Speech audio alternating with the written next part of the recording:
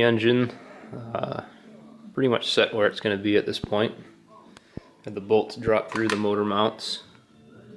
So those are lining up where they'll be in their final place.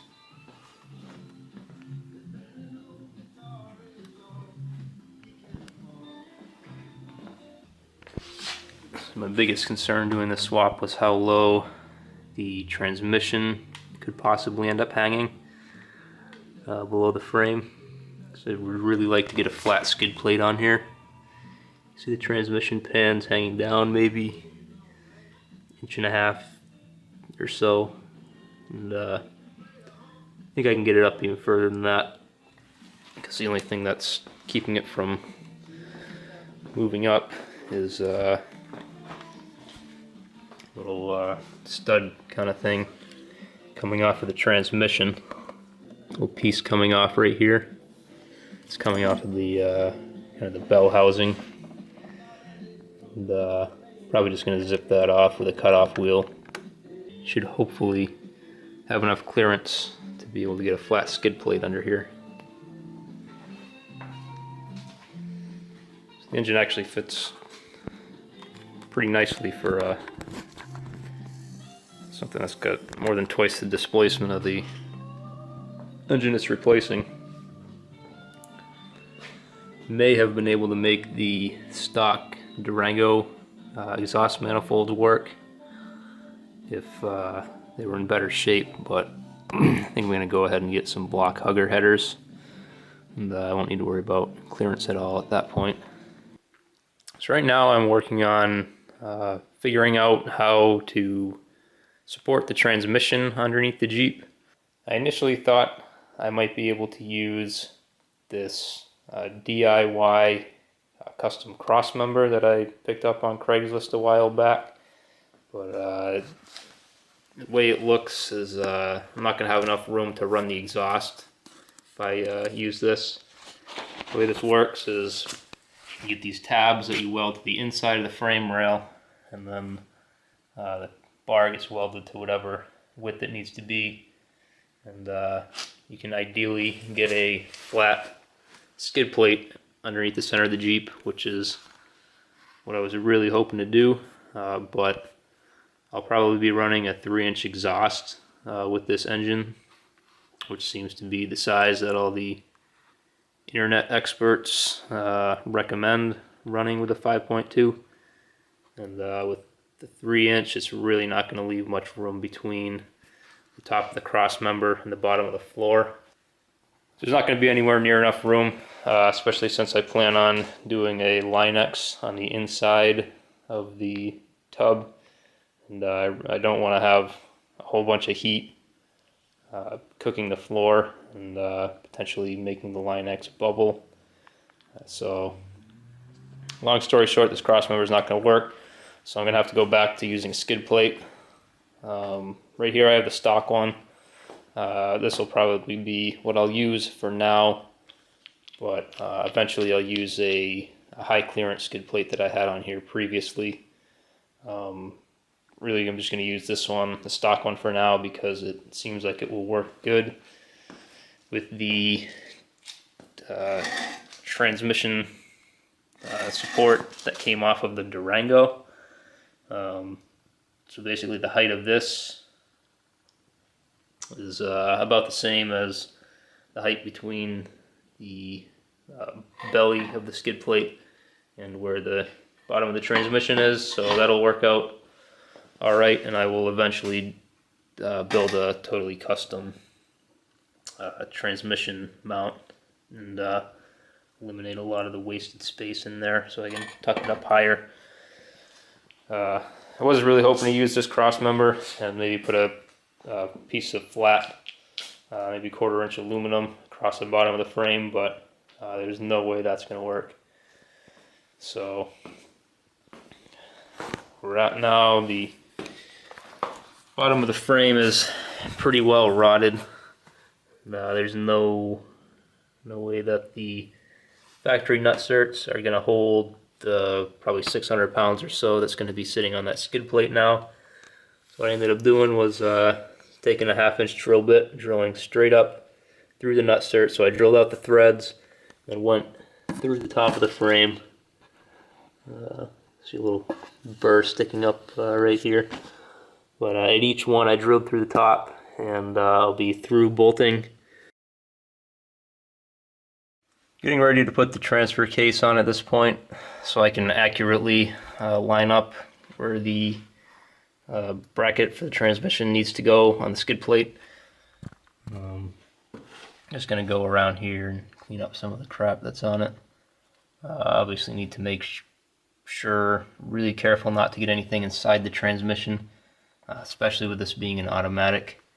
Right around the output shaft is just all open to getting stuff inside there, so it's obviously have to be very cognizant of that.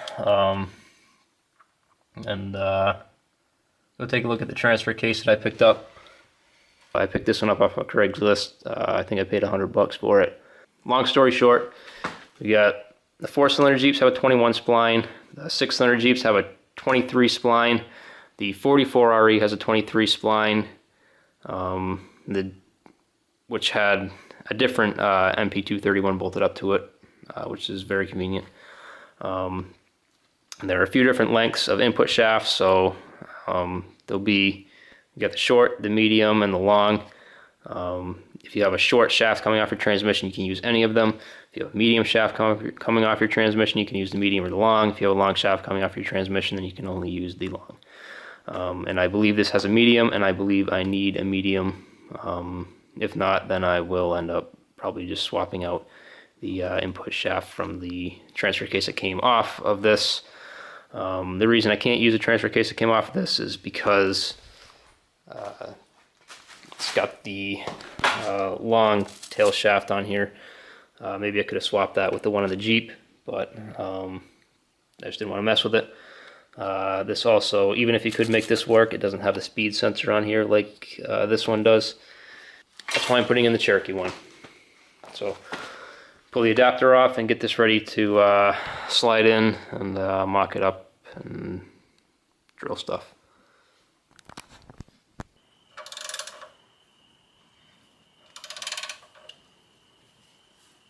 We've got the transfer case bolted up to the transmission now, so basically the whole drivetrain that's going to be in the Jeep is now in it, aside from the drive shafts.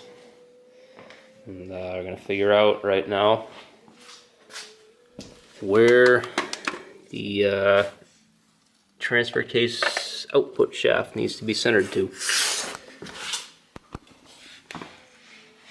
Or the slip yoke, whatever you want to call it. So, see, this is going to be a really short drive shaft. The stock drive shaft is the shaft itself, excluding the U-joints and the slip yoke part, is about 10 inches. And I think it's going to need to be even shorter to fit this, from what I understand. I haven't actually measured it yet, but we'll see. So basically, I want this shaft right here to be straight in line with the rear pinion. And, just eyeballing it right now, it looks like it might need to go that way a little bit. Basically, you need a frame of reference for both of these when you're measuring them. So I already measured the center of the pinion here. I measured from the lower control arm mount. Let's see if we can get some light on it. Basically right behind the bolt on each side. I measured from there to the center of the pinion, and this is a Dana 44 axle out of a stock TJ, and the pinion is 2 inches further towards the passenger side than it is towards the driver's side. So I'm going to try to set up the offset on the transfer case output shaft the same way. So I'm basically just going to take the tape measure, measure up from part of the frame on each side, and we'll try to get it so we get the same 2-inch offset. And this may not even be the right thing to do, but this is just what makes sense in my head, so it's what I'm going to do.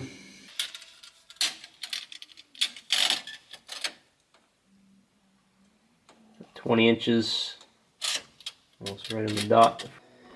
So I've got the skid plate more or less ready to go on at this point. I got the holes drilled out for the stock Durango transmission mount.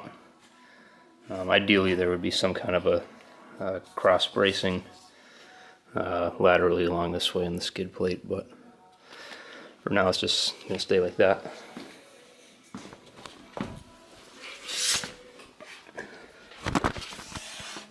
And here's the transmission mount.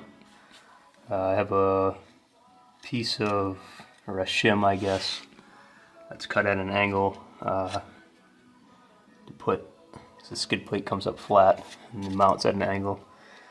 It just kind of makes up the difference in there. It's made out of wood right now. This is really just for mock-up. Eventually it will be made out of aluminum, but for now, like I said, this is just for mock-up. I'm going to put the skid plate on now, and you already see how the drive shafts and everything else lines up. I've got the stock skid plate mounted up in place now to check the fit.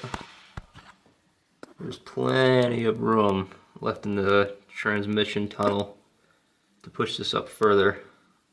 So I'm going to be putting on a high clearance skid that I previously had on here with the 4-cylinder. I didn't think I was going to be able to fit because I thought it would be pushing transmission too far up into the tub, which seems like it hopefully won't be. So I'll end up taking this one off. I'll put the other one on. So anyone not from New England, you come down here, you see what New England does to Jeeps. Northeast US really. This salt just rots them away. It's not too bad. This one back here is a little rusty. And that one's punching through. The other side's even worse than this. This one wasn't too bad a couple of years ago, but once it starts going, it goes fast. May lead to the question, why am I putting this much work into a Jeep that's this rusty? And I don't have an answer for that question.